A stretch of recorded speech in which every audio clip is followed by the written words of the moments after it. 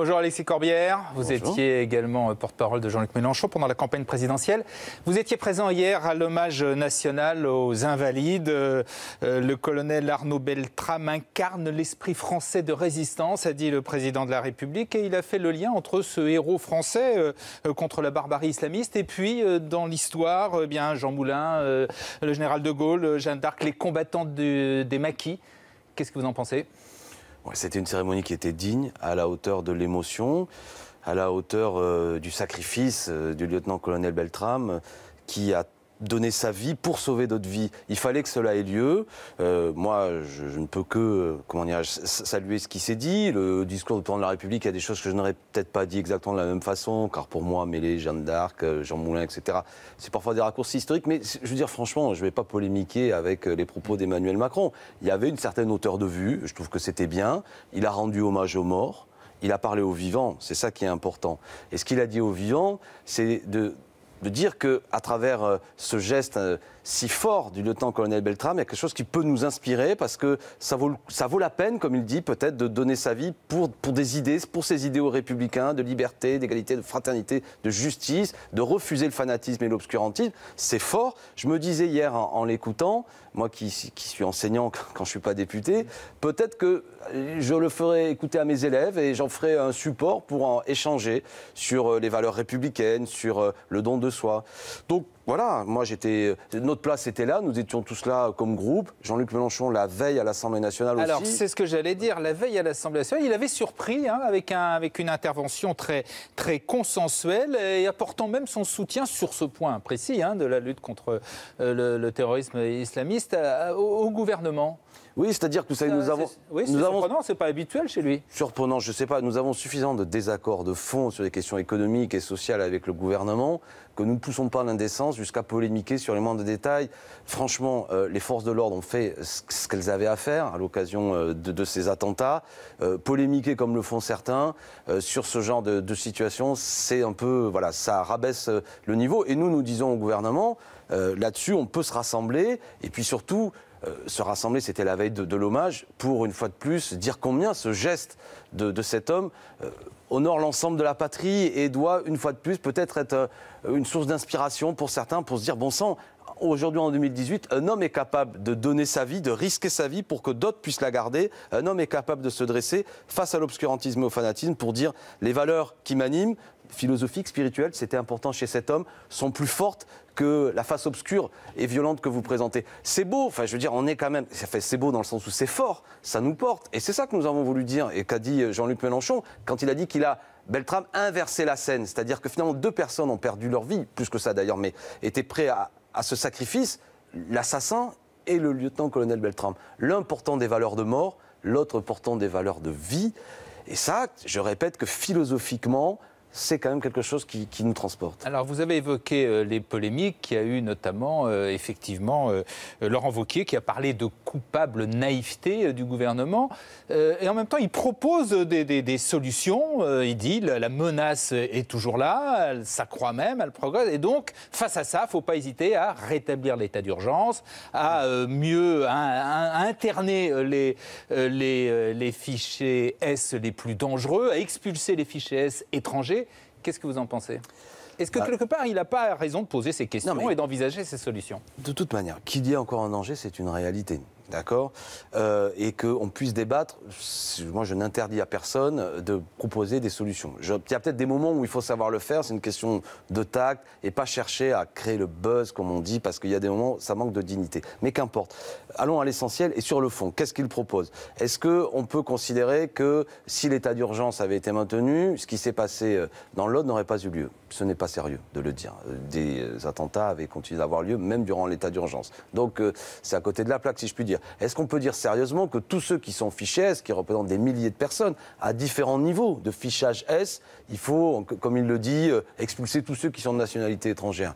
Mais c'est nous placer dans une situation où des gens qui peut-être n'ont rien fait, parce que je répète qu'on peut être fiché S, parce que les services de renseignement soupçonnent que vous avez eu des relations, des contacts, il faut vous surveiller, mais ça ne fait pas pour autant, pour vous, encore un coupable. On est quand même dans un pays où il y a une justice qui établit si vous êtes coupable ou non. Et après que les services de renseignement se donnent des moyens, à travers ce fichier, de voir que telle ou telle personne est dans une mouvance qu'il faut surveiller, mais ça n'en fait pas pour autant un coupable. Donc, vous voyez, tout ça est impraticable. Donc c'est des fausses mesures en vérité. Il y a celle quand même de l'internement des fichiers S les plus dangereux, dit-il.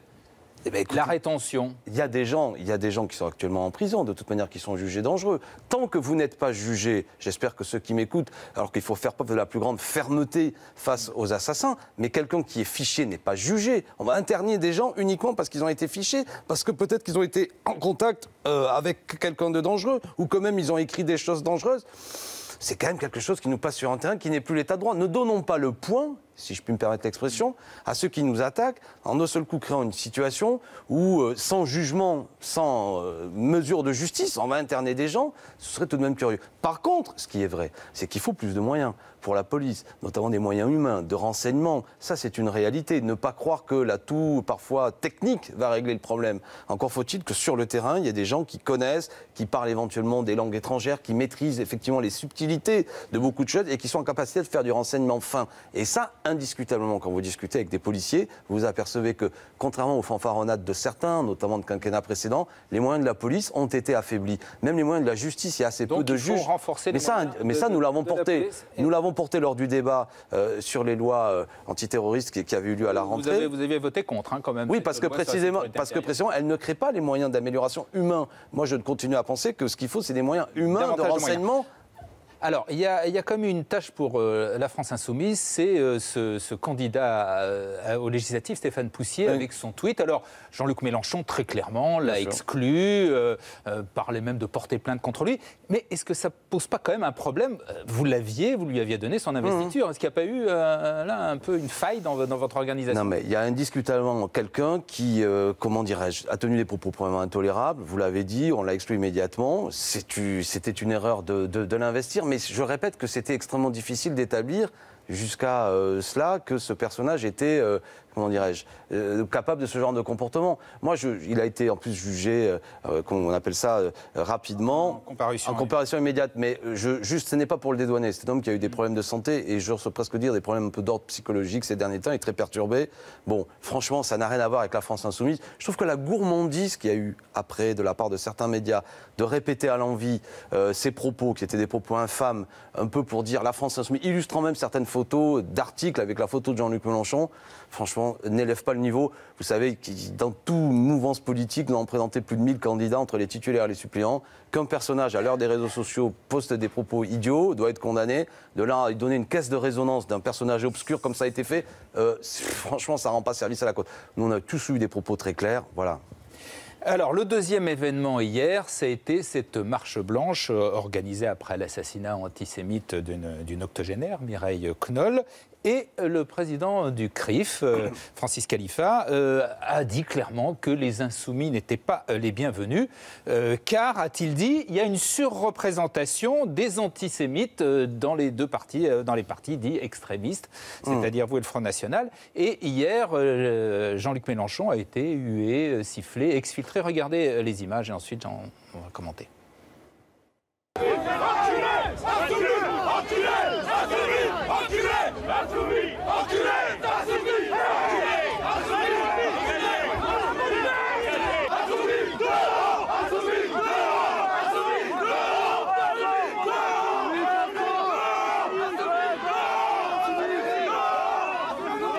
Voilà, notre réaction.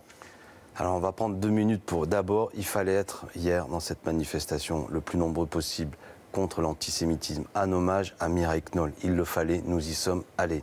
Et, même si vous n'étiez pas les bienvenus, même si on vous avait prévenu, on vous avait dit il ne faut pas venir. La France Insoumise est toujours la bienvenue pour dénoncer l'antisémitisme, d'accord? Et nous serons toujours là, malgré le fait que ce qui a eu lieu. Alors ce qui a eu lieu, je tiens à préciser, une quarantaine de personnes, des militants d'extrême droite, d'une organisation groupusculaire qui s'appelle la Ligue de défense juive. Ils l'ont d'ailleurs revendiqué sur Twitter, ont fait ce coup de force en nous insultant. On le voit dans votre reportage, enculés, PD, Mélenchon PD. Un homme face à moi m'a dit collabo d'arabe. Voilà le niveau des insultes qui ont été dites devant beaucoup de vos confrères. C'est intolérable des insultes homophobes, c'est intolérable des insultes à connotation raciste. C'est une tâche sur cette manifestation. La veille, j'avais parlé 1h15 avec M. Khalifa, président du CRIF, pour regretter précisément le fait qu'il, après avoir dit l'inverse dans la journée, qu'il ne considérait pas que notre présence soit une bonne chose. Alors que je lui avais fait remarquer que sur le compte Twitter du CRIF, ils annonçaient ma présence quelques heures avant, en s'en félicitant, comme d'autres. Et puis, je ne sais pas pourquoi, ils ont changé d'opinion. C'est absurde. Il n'y a aucun antisémite comme responsable de la France Insoumise. L'accusation est très grave. Elle est infamante. Je l'ai dit, à tel point M. Khalifa, et j'espère qu'il ne me...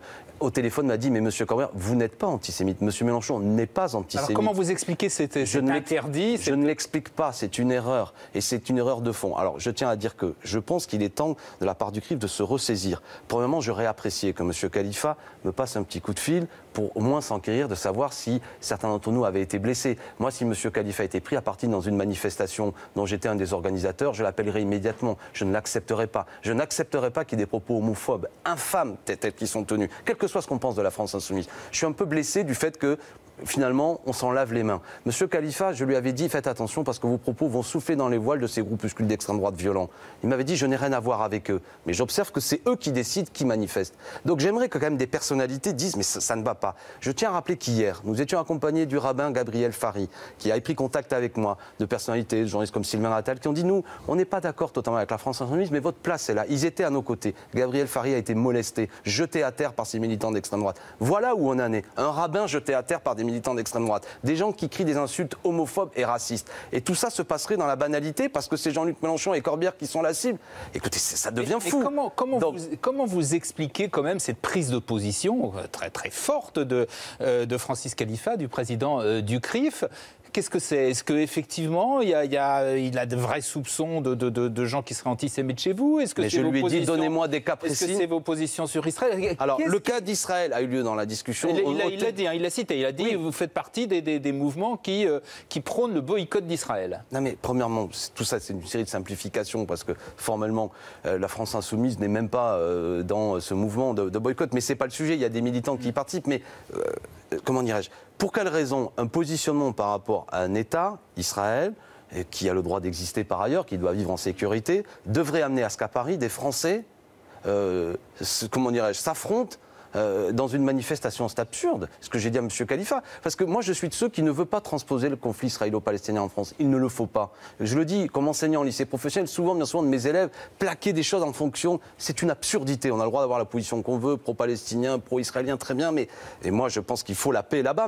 Mais surtout, de grâce, ne plaquons pas la violence de ce conflit en France. Et M. Khalifa, au cours de la conversation, ne m'avançait que ça comme argument, des arguments d'ordre géopolitique. Il a le droit tout à fait de défendre Israël, c'est pas le sujet. Mais en quoi ça devrait servir d'argument au fait qu'une dizaine de parlementaires, comme nous étions hier, n'auraient pas leur place? Et en quoi ça devrait banaliser le fait que nous sommes fait injurier de manière intolérable? Moi, j'espère qu'il y aura une réaction. J'espère que toute une série de personnalités qui, une fois de plus, n'ont pas à soutenir nos positions, mais dire au minimum, ce n'est pas tolérable. Alors moi je pense que j'invite la direction, je profite de votre occasion pour le dire, je pense que la direction du CRIF doit se réunir. S'il n'y a aucune réaction, aucun mot seulement un peu pour s'enquérir de notre santé, aucun mot qui condamne clairement ces groupuscules d'extrême droite. Il n'y a qu'à voir leur compte Twitter, ils ont dit, ils s'en sont félicités. Franchement, cette direction du CRIF, je pense, ne peut plus rester en place. C'est-à-dire vous demandez la démission de Francis Khalifa? Non mais je pense, à ce stade, je leur laisse le délai pour qu'ils discutent entre eux. Et que j'ai vu beaucoup de gens, écoutez, que ce soit le philosophe Raphaël Enthoven, que ce soit M. Glucksmann, que ce soit toutes les personnalités qui ont une voix forte, qui n'acceptent pas ça. J'ai envie de dire, à M. Khalifa, qui est un homme de dialogue. On a parlé un moment et on s'est dit qu'on continuera à dialoguer. M. Khalifa, vous avez vu ce qui s'est passé? Ça ne peut pas durer. Faites le point, condamnez. Sinon, c'est pas 50 militants d'extrême droite qui vont décider qui a le droit de manifester contre l'antisémitisme ou pas. Je pense à Mme Ktoll, je pense à son fils qui condamne ça. Et lui, vous avez invité. Mais bien sûr, lui il dit venez tous. Donc tout de même, pour la mémoire, revenons à l'essentiel, le sujet c'est pas Mélenchon ou les Insoumis, c'est ce manque de dignité. Franchement, mais pose un problème pour la suite, hein, parce que ça veut dire que quand il y aura des crimes antisémites, il y aura en quelque sorte une milice qui va décider si vous avez le droit de venir ou pas, en fonction de positions supposées. Moi, je suis au premier rang contre l'antisémitisme. Et je le dis à M. Khalifa, trouvez de la part des responsables de la France un seul propos d'ordre antisémite, et je le condamnerai immédiatement. Alors, on en vient à la politique du gouvernement. Le gouvernement qui continue à enchaîner les réformes, un peu dans tous les domaines. Est-ce que vous ne lui reconnaissez pas quand même le fait que, justement, il fait ces réformes qui, souvent, n'ont pas été faites depuis 20 ou 30 ans ?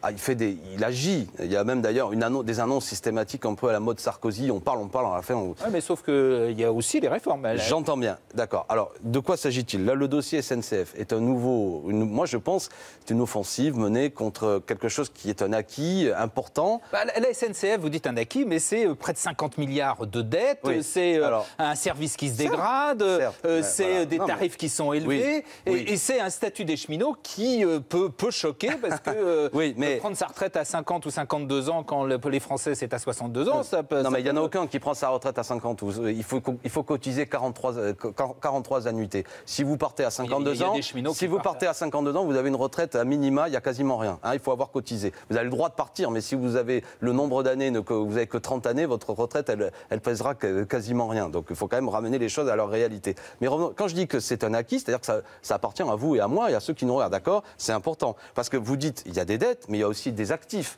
Donc il y a des dettes importantes, mais ça représente quand même sur une infrastructure très importante et des actifs. Il faut toujours relativiser par rapport à ce que vous devez, mais ce que vous possédez en tant que tel. Quelque chose qui est là, qui participe... Il ne fallait pas réformer la SNCF. Mais bien sûr qu'il faut réformer la SNCF. Mais par exemple, il y a eu des erreurs qui ont été faites. Des erreurs de partenariat public-privé qui ont coûté fort cher aux contribuables, avec des engagements de grandes sociétés qui devaient faire des investissements qui n'ont pas été faits. Il y a des mauvais choix qui ont été faits. Tout pour le TGV, pas l'aménagement de petites lignes, qui ont coûté fort cher en termes de sécurité. Il y a, par exemple, l'absurdité. J'écoutais M. le Premier ministre l'autre jour qui disait dans les 10 prochaines années, la dette va se creuser encore de 15 milliards, disait-il. À juste raison. Mais les Français doivent savoir que chaque année, les intérêts de la dette, c'est-à-dire ce que nous payons en plus uniquement à des banques privées, en plus de ce que nous devons, c'est 1,5 milliard chaque année. C'est-à-dire que ces 15 milliards représentent exactement uniquement le surplus que nous allons donner à des banques privées. C'est absurde. Des investissements publics ne devraient pas engraisser des banques privées. Donc des erreurs ont été faites. Et enfin, tout le monde s'accorde, même la ministre en vérité, que le statut des cheminots n'a rien à voir avec les problèmes de la SNCF. Ce n'est pas ça qui pèse sur la dette. C'est absurde. Et qu'est-ce qu'on veut faire? On veut soumettre à la concurrence, au nom des directives européennes, du pacte ferroviaire, le rail. Si on le soumet à la concurrence, c'est demain la privatisation. Parce qu'évidemment, à la concurrence, les lignes, effectivement, qui sont rentables seront entretenues. Les lignes qui ne sont pas rentables, c'est-à-dire les petites lignes de province, etc., seront progressivement abandonnées. Donc mais il faut être contre, parce que vous et moi, qu'est-ce qu'on veut comme usager? Que les trains soient à l'heure, qu'il y ait de la sécurité et qu'on ne soit pas en danger. Cette réforme des chemins de fer, elle a été faite partout en Europe. Avec le résultat détestable que l'on sait. Je prends l'exemple en Grande-Bretagne ou ailleurs, il n'y a pas un endroit où le rail s'est amélioré. En Grande-Bretagne, aujourd'hui, c'est 13% du budget des Anglais, j'y étais l'autre jour pour la mission Brexit, sur le transport. En France, c'est que 2%. C'est des accidents à répétition et tout. Bon, c'est ça qu'on veut. Est-ce que vous ne craignez pas qu'une fois encore, comme après les ordonnances du travail, ce soit à l'arrivée Emmanuel Macron qui marque le point, comme l'avait dit, pour reprendre l'expression de Jean-Luc Mélenchon? Mais la politique, vous savez, par moment, voilà, c'est un moment démocratique. Moi, je donne mes arguments. Ils vont passer en force. Oui, mais au-delà de ça, vous croyez à la convergence des luttes? Vous croyez qu'il est possible d'arrêter cette réforme? J'y travaille. Je n'en sais rien. Je pense qu'il y a un contexte de colère. Je vais vous dire un sujet qui préoccupe beaucoup les gens. Moi, rapidement, parce que je voudrais qu'on parle de Montreuil et Bagnolet, les retraites. Les retraités s'aperçoivent que quand même, depuis le 1er janvier, c'est 50 à 80 euros. En plus, il y a beaucoup de colère qui monte sur le code du travail, sur les enseignants, sur les cheminots. Il y a beaucoup de colère qui monte. Les études d'opinion le démontrent. Donc nous, on propose une grande marche citoyenne, un week-end par exemple, pour faire en sorte que, parce qu'on n'a pas toujours le moyen de se mettre en grève, qu'on manifeste, on peut créer le rapport de force et les faire reculer. Mais il faut y travailler. Allez, on termine avec la démission de Stéphane Gatignon, le maire de Sevran, qui a dit, qui dénonce le mépris de l'État, les blocages d'en haut. Il n'y croit plus. Qu'est-ce que vous en pensez? Vous êtes député de Montreuil. Je connais Stéphane Gatignon, je le respecte, mais c'est un homme qui a eu un parcours zigzagant. Il a même soutenu Emmanuel Macron à la dernière élection présidentielle. Je crois pas qu'il vient du Parti communiste. Il a été écolo. Bon, mais il a le droit. Mais je veux dire, soutenir Emmanuel Macron, c'était pas vraiment de se donner les moyens que la Seine-Saint-Denis soit aidée, c'était évident. Emmanuel Macron, il a porté un budget, son gouvernement, qui supprime l'ISF, qui rend 5 milliards d'euros au moins aux plus fortunés et qui ne donne pas les moyens à la Seine-Saint-Denis de se développer. Moi, je suis élu de Seine-Saint-Denis, c'est là que se concentrent toutes les difficultés. Sur ce qu'il dit, il a totalement raison. Il a totalement raison. Est-ce que vous savez que, par exemple, la majorité des contractuels de l'éducation nationale, pour parler de l'enseignement, se concentrent en Seine-Saint-Denis, par exemple? C'est quand même incroyable. Moi, à Bagnolet, il n'y a même pas un médecin scolaire pour nos écoles scolaires. Je parle de l'école parce que c'est un sujet que je connais bien. Les aides publiques de l'État pour les communes sont à la baisse, alors qu'on demande aux communes de faire face à de plus en plus de difficultés. Aucun moyen réel qui sont mis en place. Des contrats entre l'État et les communes sont là chaque fois en leur demandant de presser notamment sur la masse salariale, alors qu'il y a un besoin de services publics, etc., etc. Vous pourrez le prendre par tous les bouts. La Seine-Saint-Denis, encore dernièrement, je pense, fin décembre, quand une dame, Maria Macalo, s'était fait défenestrer par son mari, ben voilà, en Seine-Saint-Denis, ça a mis 11 heures avant qu'on vienne chercher le corps. Alors on m'a expliqué que c'était un problème, ça peut arriver n'importe où, mais ça arrive. Il y a un sentiment d'abandon. Voilà, il y a une colère au bout d'un moment par tous les bouts que vous le prenez, même sur des choses comme ça. Et je comprends le désespoir de Stéphane Gatignon. C'est vraiment pour laquelle il faut faire reculer ce gouvernement. Nous, on y travaille. Et puis même qu'il faut une autre majorité. Mais ça, c'est aux Français d'en décider. Merci Alexis Corbière. Bonne journée. Merci.